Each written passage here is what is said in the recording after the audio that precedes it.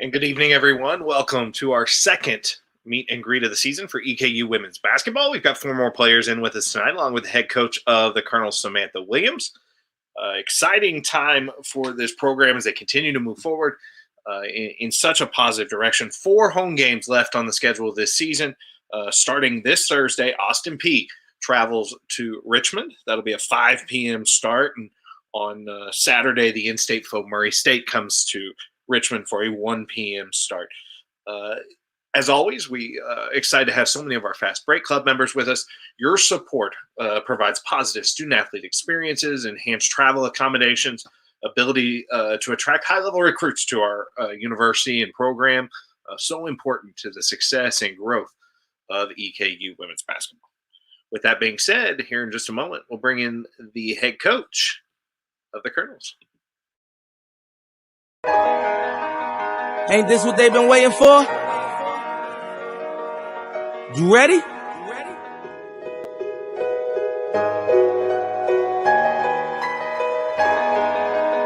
Jordan on the right block, goes up for the shot, yes, and a foul.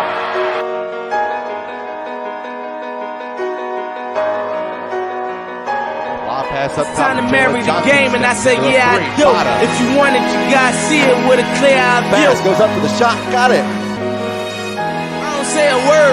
I don't say a word was on my grind, and now I got what I deserve. Hold up, wait a minute. Y'all thought I was finished? When I bought the ass tomorrow, y'all thought it was rented? 6 of 6 is Emma Hacker.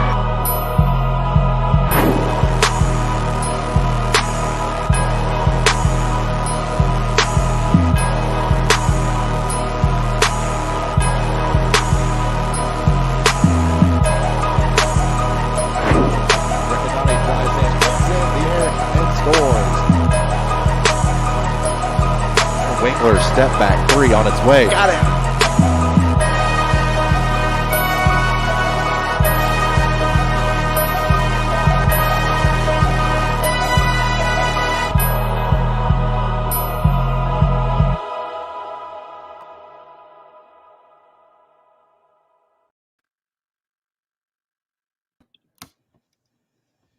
And with that, the head coach joins us, Samantha Williams. Coach, thanks for taking the time out tonight to catch up with our fans.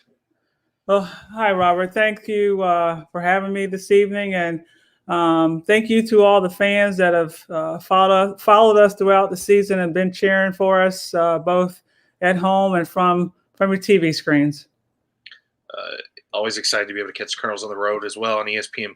All games seen there throughout this season. And, Coach, with 5 wins in OVC play already this year, this team's already matched last year's win total in league play, and still 8 games left as we're at the midway point in the season. What have you learned about this team through the first half of OVC play? Well, I've learned that, we're still scratching the surface with how good we can be. We've been competitive in most of our ball games in the conference this year, and I still think our better days are ahead of us. We are optimistic for that. We come to practice every day, and we are preparing to be involved in competing for championships. So we come in every day in practice. We just try to continue to instill the kind of culture needed to compete for those championships, and we're just going to take it game by game, day by day. This team, one of the youngest in the country, and with 7 freshmen, you've had big performances off and on from so many of these players. And how do you think this youth has affected this team's success? And how excited are you about what they've accomplished so far this year and growing up so quickly? Well, I'm very excited about the future of this program. I think, a lot of times when you're young, you don't know any better. So, you can go out there and not worry about what a team is supposed to be ranked or what their preseason picked. But there's been those times, too, when our youth has affected us just from the inexperience. But overall, I am excited about the future of this program, and I think we're going to continue to rise. Well, that's a great transition to the rise that we heard about on Friday for the first time is EKU women's basketball. The entire EKU Athletics department is headed to the ASUN Conference starting July 1, 2020. A lot of business left to be done this year, and we'll get back to that in just a moment. But let's take a look quickly at the map here. And Coach, just tell us a little bit about the excitement of making this transition. Well, I think anytime, change is exciting. If you look at it as in a positive way, any kind of change, I think, is exciting. As I said earlier before on Friday, it doesn't matter what conference you're in. The ultimate goal remains the same, and that's competing for championships. So the goal still remains the same, but no doubt about it, we are very excited about the new challenges that will, come with being involved with the ASUN, because what we're also going to do is still schedule competitively in the non-conference. So you'll see some of the same rivalries like, Moorhead, and we're still going to schedule, and prepare with some of the top 25 teams around the country. So the goal still remains the same. No question, exciting times. And Coach, let's welcome in a couple of our players here to talk about that success so far this season. 5, 4, 3, 2, 1.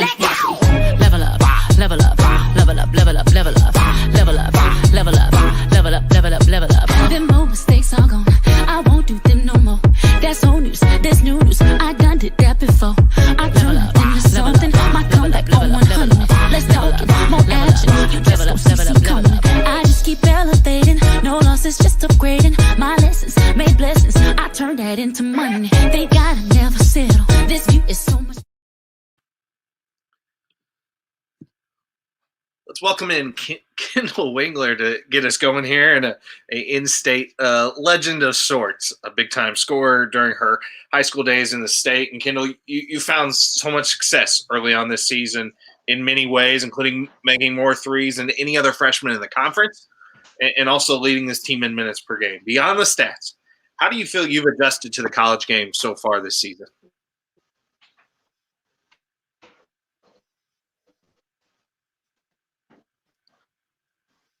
Can we hear you, Kendall?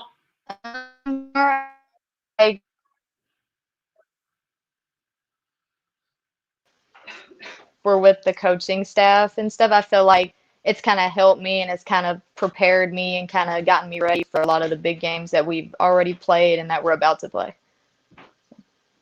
You led the state of Kentucky in scoring last year at the high school level, scoring over 800 points as a senior at Meade County. What does it mean you to play in state here in your home state? It's definitely a big deal to me. I know a lot of people, whenever they're looking at schools, they look to find success out of state.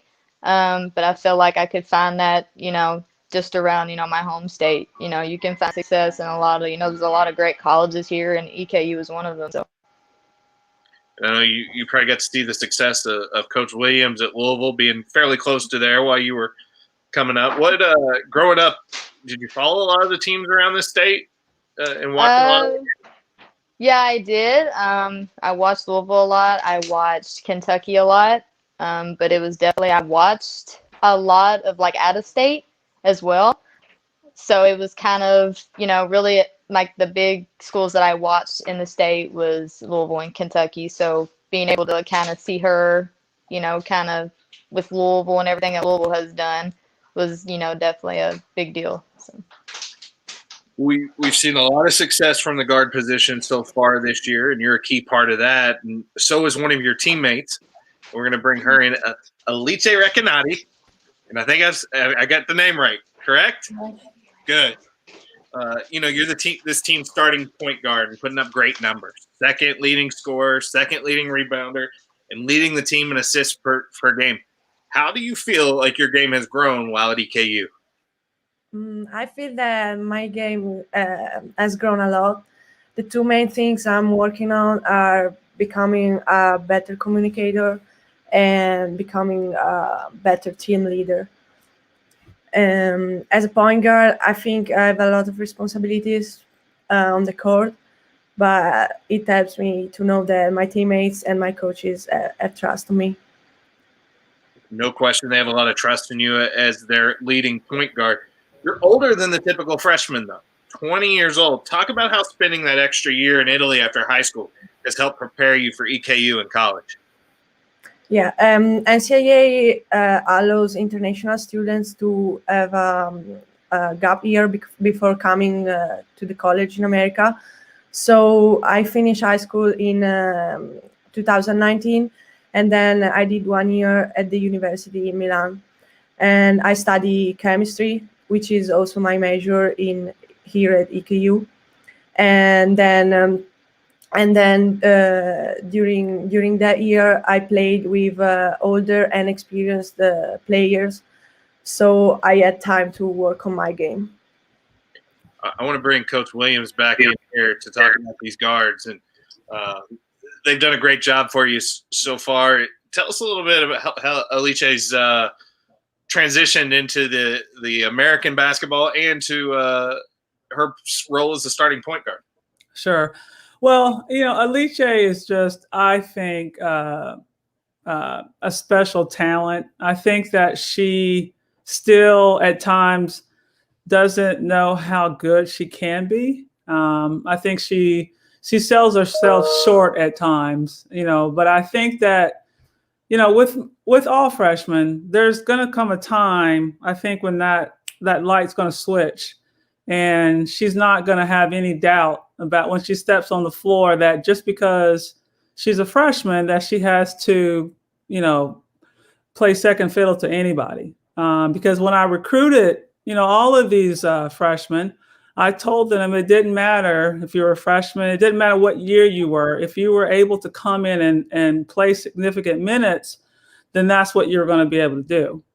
So I think that she's just starting to scratch the surface with how good she can be. Coach, we're going to bring a couple more of these players in here. We will head next to it's like Aaliyah Green's going to be joining us here. Here she is. and as many of our fans know, Aaliyah's had to sit out this season with an injury. Aaliyah, fill us in a little bit on your rehab process and how that's gone. Well, in the first couple of weeks, I was ahead of where I needed to be. But right now I'm up to date. I actually started jogging last week, and that's going pretty well. And then my range of motion is back to where it needs to be. So everything's going good. Exciting to see. And you were voted to the OVC all-newcomer team last season. So the team's definitely missed you on the court this year. How has your role changed off the court this season? It's changed a lot. I just try to I watch practice a lot, listen to the coaches, and just put an input whenever I can. Players come ask me questions sometimes. I'm telling them what I can. I try to help a lot with the post, especially because we play in a lot of teams that we played last year. So just kind of give them some tips on what I did and stuff like that. So just kind of watching and learning from the side. And your dad was an All-American football player at U of L. What was it like growing up in such an athletic family? Maybe tell me a little bit about your family's athletic excellence. It was fun growing up, actually. Like, he knows a lot of people in Louisville, so like everywhere I would go, it's always like, hey, I've been starting and stuff like that. When I was younger, it was cool, but as I got older, it kind of got annoying, seeing someone everywhere you go and just stuff like that. Can't go nowhere. We'll be ready to leave, but he sees someone he wants to talk to, so we're there for an extra hour or so. But it's been fun. My whole family is very athletic. We all play together and have fun together, so. Let's bring Coach back in here real quick. And Coach, what has she done this season that has been so beneficial to this team and her roles, supporting from the bench? We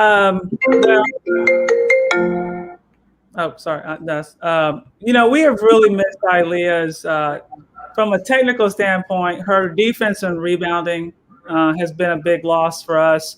But her voice off the court this season has been tremendous. And that's something that Ilea knows. I've gotten on her a little bit and said, I want her, because we're so young. And so, she has, and Ilea's been through, what is this now, year 10 for you? Probably.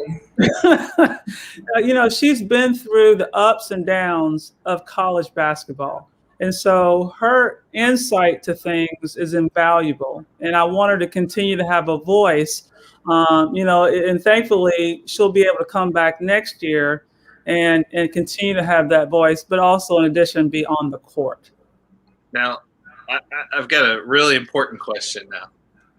Which high school in Louisville is the best of I'll the go first. You know, this is what I give her trouble all the time. I tell her that Manual is the best high school, and that some of the things she does is just it's because she went to Male. I let her slide sometimes just because, you know, if I was went to Manual, I would want to hear that too. So I just let her think, you know, she has the better school.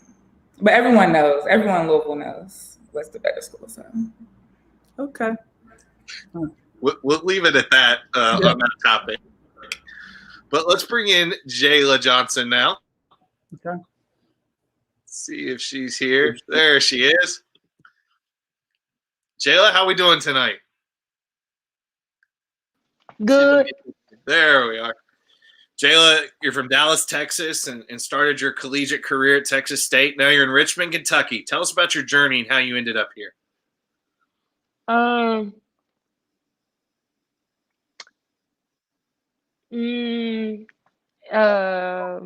Coming from Texas State, I drove. We that's drove a good down one. here. But nah, I came because the way Coach M and Coach Matt and the rest of the team like welcomed me in, like they made me feel like family, and I wasn't even part of the family yet. Like that showed me a lot, and I had the opportunity to like showcase talents that I haven't really been able to showcase while I was at Texas State. Yeah. Thank you, Miss Bass. But no, they just welcomed me in like family, and that was really the main thing for me.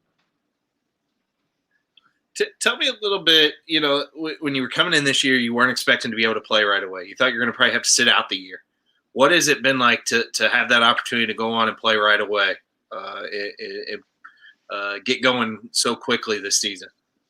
I wasn't really expected to play, but now that I got to play, it's just helping me better for my professional career that I plan on getting to go play pro. What's your favorite thing about Dallas, Texas? You want me to be specific, or you want me to like? Have you ever been to Dallas? Oh, I lived there for a year.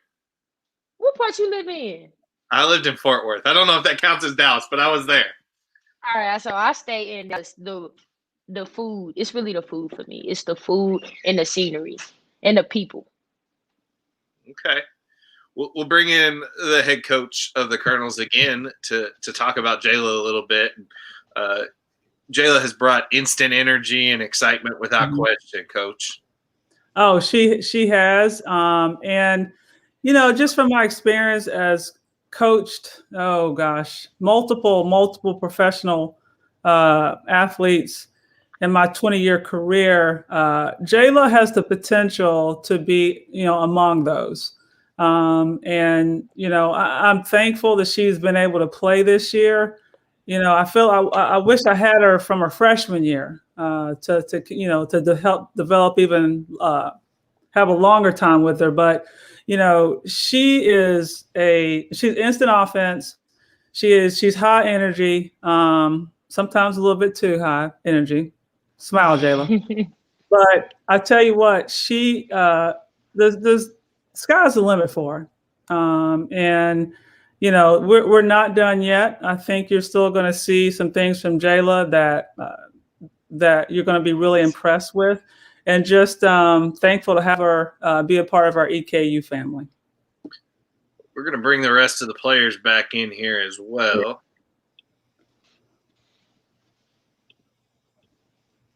And just ask a couple more questions. Ron Jackson asked these via Twitter. Whoever wants to answer can speak up, but he wanted to know, what made you choose EKU? I chose EKU because the family atmosphere, and I like the way they play basketball. I chose EKU because of Coach Sam. When I was getting recruited here, the record and everything wasn't the best. And when I came on my visit, a lot of the team wasn't here, so I didn't get to see much. But I just believed in everything she was saying in her coaching staff. So that's why I came. Kendall, let me ask you another question. What is a typical day like for a college basketball player? Also, a question from Ron Jackson on Twitter. A typical day, it really just kind of all depends now. We usually have COVID testing like 3 days a week, so it's like usually like 7:30, 8 o'clock in the morning. After that, then you either have like individual practices or you go back and you chill for a little bit. Then you'll usually have team practice for about 2 or 3 hours. And then now you'll have, try to find time for class time. Then you'll usually have like recovery weights, so you'll have weights. And then after that, you can go back and do individual practice. Or after that, it's pretty much just kind of like a chill day, other than just having classes and stuff like that. So that's pretty much it. We've got the top 3 leading scorers on this EKU basketball team with us here tonight, and Aaliyah as well. We know she would be right there as well coming up next season when she's back with us full time on the court. And, one more thing before we get out of here for the players. There was a question asked that who does the best Coach Sam impersonation? Oh. Do I want to Aaliyah. You think me? I think Aaliyah, just because of the simple fact that she looked like she could be like Coach Sam niece or something. Every time they see me, they say they think I'm her, definitely from the back because of her hair. But I probably could do the best. Hey, can I ask a question? Go for it, Coach. I want to give me something that I say all the time. Okay, let me think. All right, okay. Okay, something that can go on the screen. Come on. I know. Let me see. I don't know. Somebody says, what is something? Did I put you on the spot? Yeah, I'm trying to Get think. on the line. That's one that said No, quite a Today. That is one quite a bit. No, today, this is exactly what she did, and I was so weak. So we were doing 3-man weave, and you're supposed to repeat the name and stuff like that, but 2 of our players didn't say the name. So she goes, did you say so-and-so's name? No. Did you say so-and-so's name? No. She said, okay, and just walked off. Okay. Okay. Okay, what's next? Do we continue? Okay.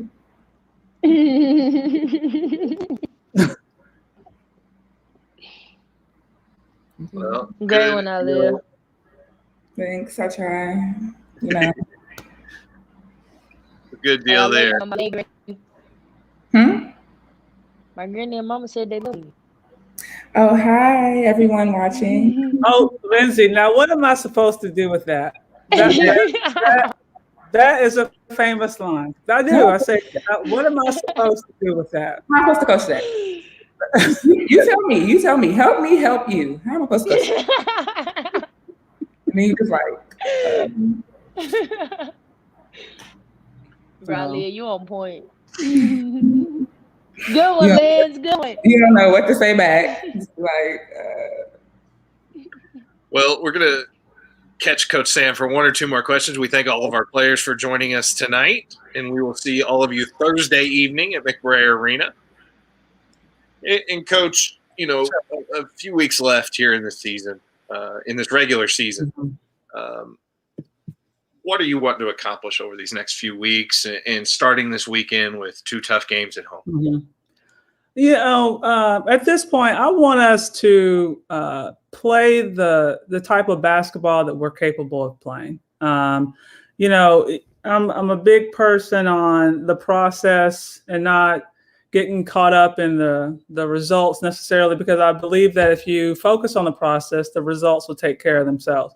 And I still think that we've got to learn how to put 40 minutes together.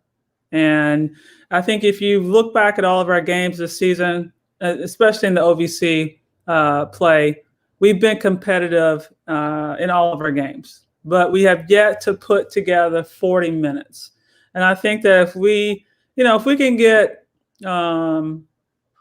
multiple people playing well on the same day, I think that even makes us more dangerous. So right now we're trying to put 40 minutes together. to finish out these last 9 games of the regular season, and see where that can take us. Just want to pull this up as well. We've seen that great improvement over the last few years, and definitely the goal is to get to that OVC tournament and see what happens once you get there. It's a wide open league without question. You showed it, I think, the last time we were at McBrayer Arena, an outstanding performance against SEMO, where you're right there, a team that won the OVC tournament last season.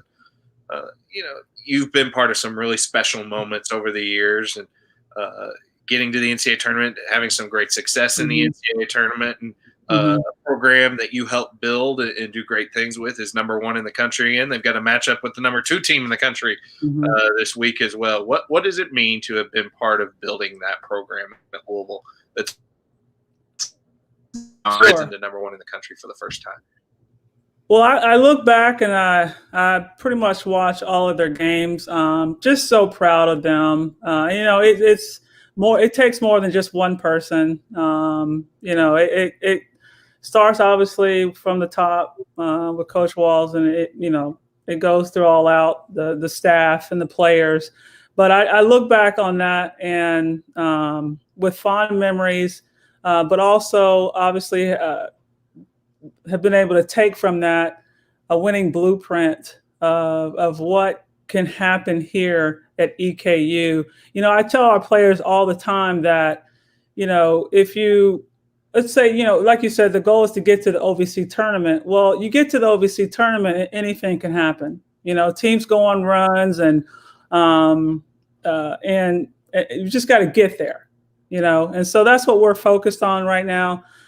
This is a very competitive OVC that I think is, capable of making some waves in the NCAA tournament, no matter who gets out of the conference tournament. So we're just happy to be a part of it right now. And like I said, going to take it game by game, but definitely the ultimate goal is to compete for championships. That blueprint well in play and making great progress in getting to that point to have a chance to compete for conference championships, have success in the NCAA tournament. Coach, thank you so much for joining us today. Thanks to all of our players. Just a couple of reminders as we close things out tonight. Tickets are available for the final 4 home games of the season through EKUSports.com. Don't forget the Fastbreak Club. You can donate to that through the link in the chat. Other things to think about coming up. Tuesday night, you can join us here again, where we'll have a Colonel Club session for our membership to talk about the move to the A-Sun with Athletic Director Matt Roan. Wednesday, you'll find out tomorrow all the details on this, but Wednesday, you'll also be able to join us to talk about the 2021 EKU football recruiting signing class. We'll meet with head coach Walt Wells then. We appreciate everybody coming out tonight and joining us. Thanks so much for your support to the Fast Break Club, to the Colonel Club, and to this EKU women's basketball program. Thanks so much. Good night, everybody.